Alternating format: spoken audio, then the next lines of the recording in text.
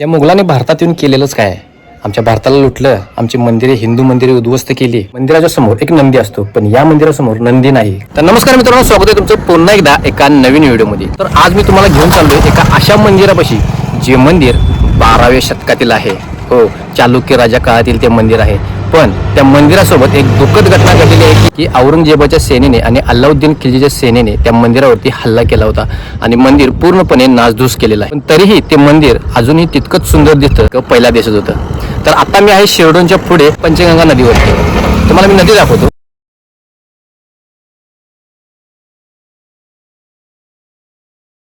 तर चला, जास्त वेळ न करता मी तुम्हाला नेतो मंदिरापाशी.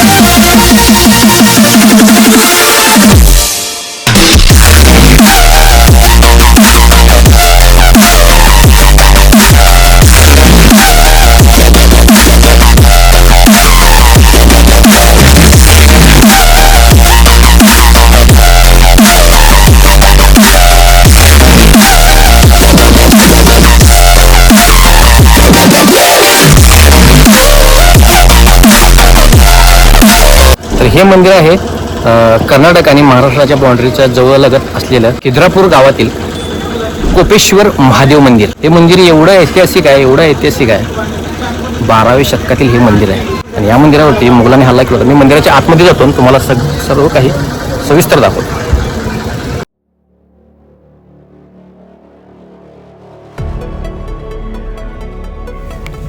समोर जे तुम्ही बघताय हा आहे स्वर्ग मंडप.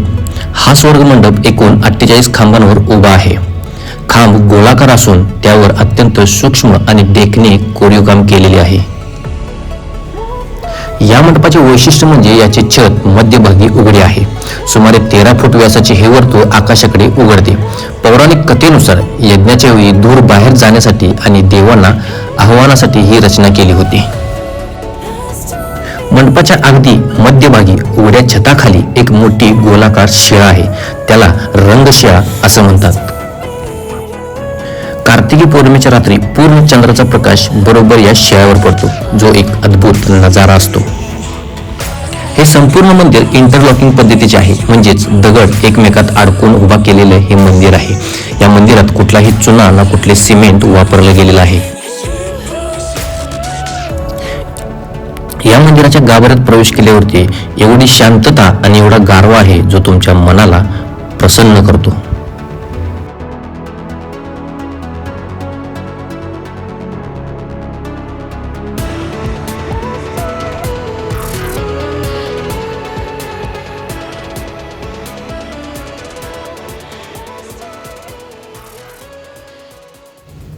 मंदिराच्या गाभाऱ्यात जर तुम्ही बघितला तर तुम्हाला 2 लिंग दिसतील.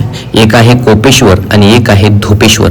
धोपेश्वर म्हणजे भगवान विष्णू आणि कोपेश्वर म्हणजे आपले रागवलेले महादेव. पौराणिक कथेनुसार भगवान विष्णूंनी महादेवांना त्यांचा राग शांत करण्यासाठी इथे आणले होते. ते बघू शकता तुम्ही, या मंदिराच्या सर्व मूर्त्यांची तोंड अशी मुघलांनी कापून टाकलेले आहेत.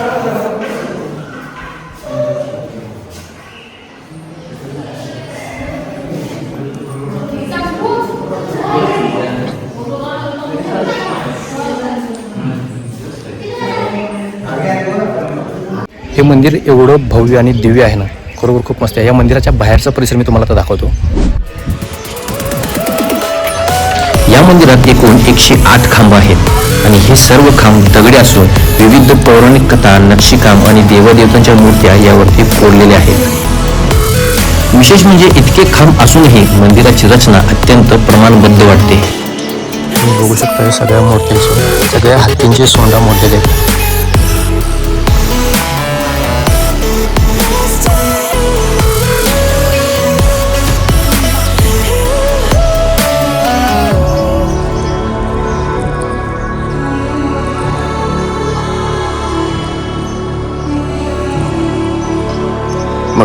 हे हातीची सोंड मोडलेलं आहे आणि इथं आतमध्ये एक मूर्ती आहे. ह्या मूर्तीचं सुद्धा तोंड मोडलेलं आहे, पण ही मूर्ती व्यवस्थित आहे.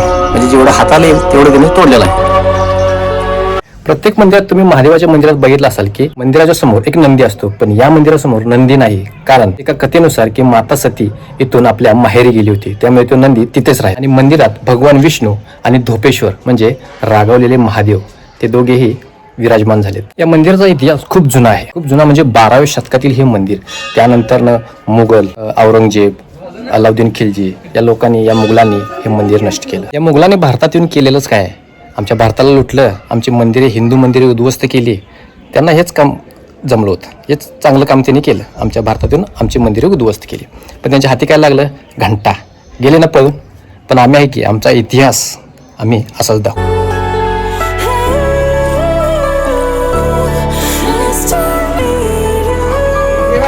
बघा तुम्ही, एकाही हत्तीची सोंड त्यांनी ठेवलेली नाही आहे. एवढी नालायक मुघलं होती.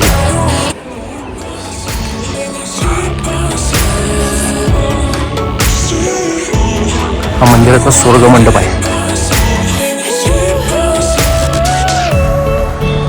आणि हे मंदिर हत्तीच्या पाठीवरती आहे असं दिसतं.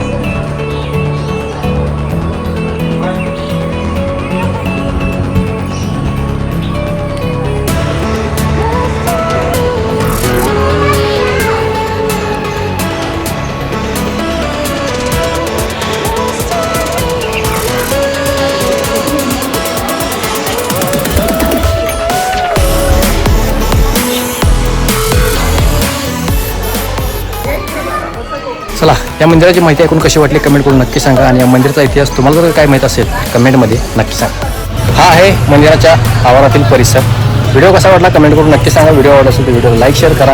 व्हिडिओला शेअर कराच, कारण की आपल्याच धर्माचा आणि आपल्याच मंदिरांचा आपणच प्रसार केला पाहिजे. आपलेच मंदिरं आपणच शेअर केली पाहिजे. त्यामुळे व्हिडिओला जास्तीत जास्त शेअर करा. यूट्यूबला सबस्क्राईब करणं विसरू नका. फेसबुकवरती फॉलो करणं विसरू नका. चला तर मग धन्यवाद. या कोपेश्वर मंदिराची अजून एक कथा अशी आहे की असं म्हणतात लोक की या नदीच्या पलीकडे एक राजा राहत होता आणि नदीच्या ह्या साईडला ते मंदिर आहे. त्या राजाची मुलगी महादेवाच्या मंदिरात रोज येत होती. तर तिला ते मंदिर खूप आवडायचं आणि ते मंदिर तिला एवढं आवडायचं ती मुलगी तिथंच राहिली.